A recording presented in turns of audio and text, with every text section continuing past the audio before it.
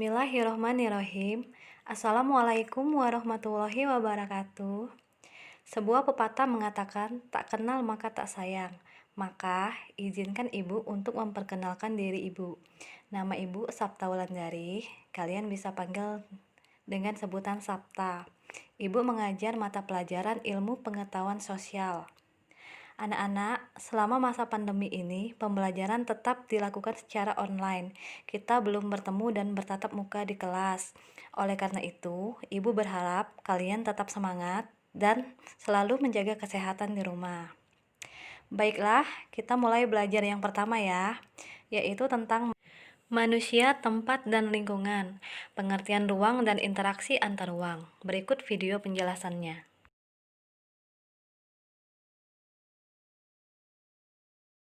Pertama, pengertian ruang. Setiap makhluk hidup, baik itu manusia, hewan, maupun tumbuh-tumbuhan yang hidup di bumi ini memerlukan ruang untuk melangsungkan kehidupannya. Tanpa adanya ruang, maka manusia dan semua makhluk hidup lainnya tidak memiliki tempat untuk hidup. Manusia. Bersama keluarga, manusia tinggal di sebuah rumah. Dan secara berkelompok, manusia tinggal di daerah atau wilayah tertentu. Hewan. Ada hewan yang tinggal di hutan atau di tempat-tempat tertentu. Ikan tinggal di perairan laut, sungai, ataupun danau. Ada hewan yang sengaja diternakan atau dibudidayakan. Tumbuh-tumbuhan. Ada tumbuh-tumbuhan yang tumbuh liar di hutan.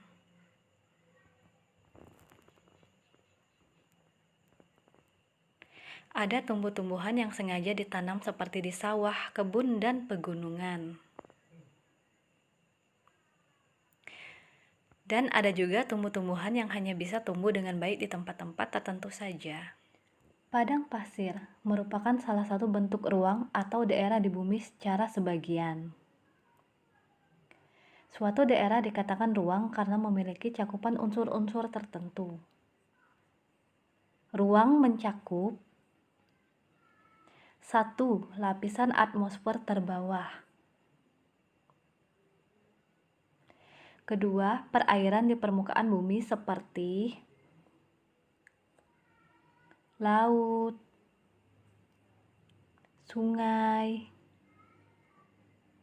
danau, air sumur.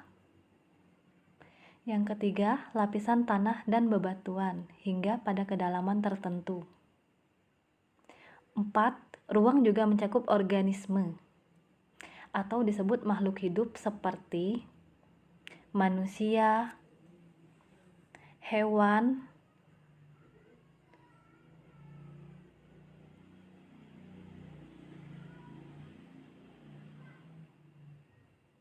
dan tumbuhan. Jadi, apa ya ruang itu? Ruang adalah tempat di permukaan bumi baik secara keseluruhan maupun hanya sebagian yang digunakan oleh makhluk hidup untuk tinggal. Setiap ruang memiliki karakteristik atau ciri khas sendiri-sendiri yang berbeda dan ruang lainnya di muka bumi ini.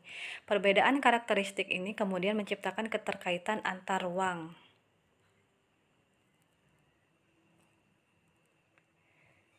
Suatu daerah atau ruang tidak akan sama persis kondisinya dengan ruang-ruang di tempat lain.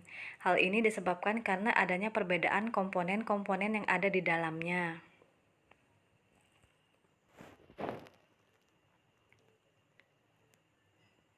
Di daerah gurun, kondisi tanahnya berupa pasir, sehingga disebut padang pasir. Tanahnya sangat kering dan tidak subur, sehingga hanya tumbuhan tertentu saja yang dapat hidup seperti ini. Kaktus, kurma, zaitun. Di daerah pegunungan, suhu udara kering dan jarang terjadi hujan, meskipun begitu kondisi tanahnya subur. Tumbuhan yang cocok ditanam di daerah pegunungan adalah seperti stroberi, kubis, dan sayuran lainnya. Selain tanah dan tumbuhan, perbedaan karakteristik antar ruang juga dapat berupa bebatuan, iklim, bentuk muka bumi, kemajuan iptek, jumlah penduduk, dan lainnya. Bagaimanakah karakteristik antar ruang? Karakteristik antar ruang dapat dilihat berdasarkan perbedaan pada komponen tanah, batuan, tumbuhan, iklim, letak geografis, bentuk muka bumi, jumlah penduduk, iptek, dan lainnya. 3. Pengertian interaksi antar ruang. Perbedaan karakteristik antar ruang menciptakan keterkaitan antar satu ruang dengan ruang lainnya, sehingga terjadilah interaksi antar ruang. Setiap ruang membutuhkan ruang lainnya untuk dapat memenuhi kebutuhan hidup. Interaksi sendiri memiliki arti suatu proses yang sifatnya timbal balik dan mempunyai pengaruh terhadap tingkah laku, baik melalui kontak langsung atau tidak langsung. Kontak langsung, kontak tidak langsung. Daerah pegunungan menghasilkan sayuran sehingga kelebihan sayuran, namun daerah ini membutuhkan ikan. Daerah pantai menghasilkan ikan sehingga kelebihan ikan, namun daerah ini membutuhkan sayuran. Kemudian antar kedua daerah membuat kesepakatan untuk saling tukar-menukar barang, berinteraksi melalui aktivitas perdagangan. Tiap daerah dapat berperan sebagai daerah asal ataupun daerah tujuan. Interaksi dalam bentuk pergerakan orang disebut mobilitas penduduk. Ini contohnya. Interaksi dalam bentuk pergerakan barang disebut transportasi.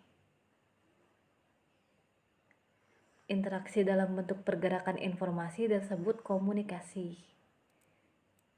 Contohnya melalui telepon genggam, Facebook, Twitter, dan sebagainya. Interaksi antar ruang adalah hubungan timbal balik antara ruang yang satu dengan ruang yang lain, baik dalam bentuk pergerakan orang, barang, maupun informasi. Keempat, contoh bentuk-bentuk interaksi antar ruang.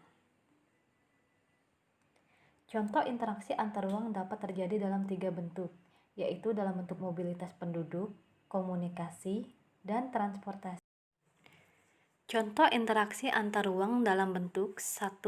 Mobilitas penduduk adalah migrasi perjalanan wisata, perjalanan menuju tempat kerja, dan lembaga pendidikan. Kedua, komunikasi, yaitu mendengarkan radio, menonton televisi, membaca buku dan berita, memanfaatkan medsos. Ketiga, transportasi, antara lain perdagangan, mengangkut penumpang ataupun barang. Baiklah, sekian penjelasan dari Ibu hari ini tentang ruang dan interaksi antar ruang. Sekarang, kalian tuliskan rangkuman dari video yang Ibu tampilkan tadi. Ditulis di kertas 1 lembar ya. Dan dikirim melalui WhatsApp wali kelas kalian masing-masing. Sekian pelajaran dari Ibu hari ini. Ibu akhir. Wassalamualaikum warahmatullahi wabarakatuh.